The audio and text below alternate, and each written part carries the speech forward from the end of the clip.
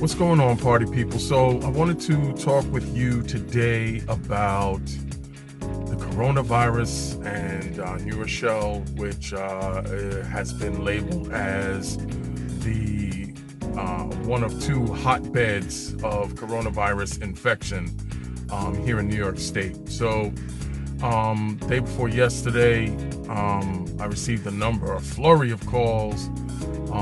People talking about New Rochelle and Westchester being under lockdown and martial law and all of these things.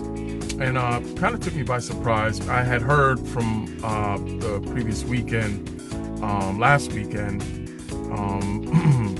from some folks that the lawyer, which was the initial person, I guess, that had the coronavirus, spread it to his family, and then I guess also in worshiping at a particular synagogue in New Rochelle, spread it to a number of the folks that attended that synagogue. Of course, that's one of the areas, be it Westchester County, New York City suburbs, that I operate in. So I was concerned. I think Monday and Tuesday definitely were slower days than usual. That I've noticed in the past. Wednesday, however, was a strong day. I mean, I don't do many trips, but I will tell you that I think everything has been overly stated. I've been in New Rochelle. There are not tanks all over the place. There is no martial law.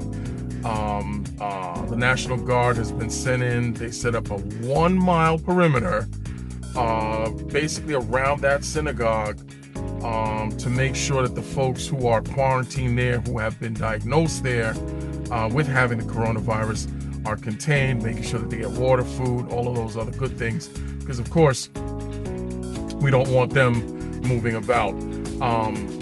Movement in itself has not been restricted other than large gatherings. And I don't think there was anything planned large. There's a very well-known golf course over there, and I mean, they don't do anything big until the more of the summer months anyway. And that's just it. Other than that, people are still going about their daily lives in New Rochelle. I'm going to put up a few screenshots to outline some of the things that I've seen and read and what's really going on. For those of you who might be affected, I don't know how many of my subscribers actually operate with respect to Uber or Lyft in the Westchester County area. But in some cases, you may see a spike. I mean, I think the X platform drivers may see a spike in business because a lot of the companies, as well as on the news, they're kind of saying stay away from public transportation and things like that.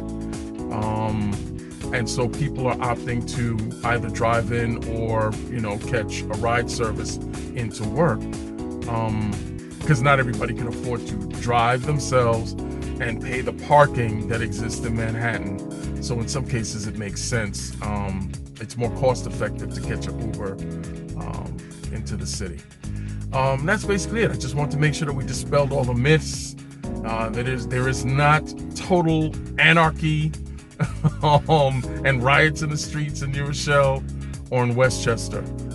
They do have the larger portion of the total number of affected coronavirus victims in New York State. And so that there is that concern there, but I think that they've established that containment area to kind of nip that in the bud. And I think, as everyone has been saying, we're going to see an increase as people are tested and diagnosed, and then we'll see a peak, and then hopefully we'll see a decrease, and hopefully that won't be the end result of anyone else passing away in actuality from the virus. So, until the next video, stay frosty. Remember, whether you do rideshare or you're a millionaire, be the best person that you can be. Sky's the limit. The Sky's the Limit logo is a registered trademark of the Sky's the Limit family, LLC.